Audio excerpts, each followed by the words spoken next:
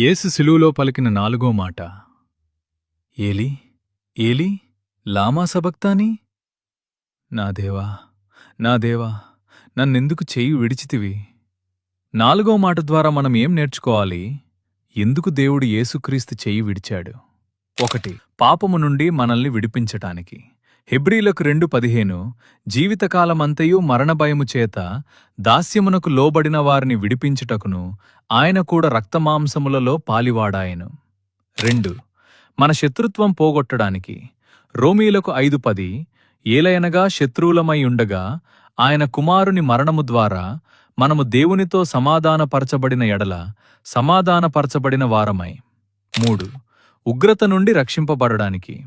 రోమీలకు 5:9 నిశ్చయముగా ఆయన ద్వారా ఉగ్రత నుండి రక్షింపబడుదుము. 4. మనల్ని నీతిమంతులుగా చేయడానికి.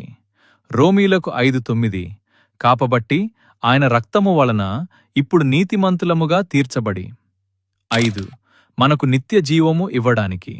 రోమీలకు 6:23 అయితే దేవుని కృపావరము మన ప్రభువైన క్రీస్తు యేసునందు నిత్య జీవము. యెషయా 41:10 భయపడకుము, నేను నీతో ఉన్నాను. విస్మయపడకుము, నేను నీ దేవుడను. ప్రియులారా, నీవు ఒంటరిగా లేవు. దేవుడు నిన్ను ఎప్పుడూ విడిచిపెట్టడు. ఆయన మౌనం కూడా ఒక ప్రణాళికే. విశ్వాసంతో ముందుకు సాగండి.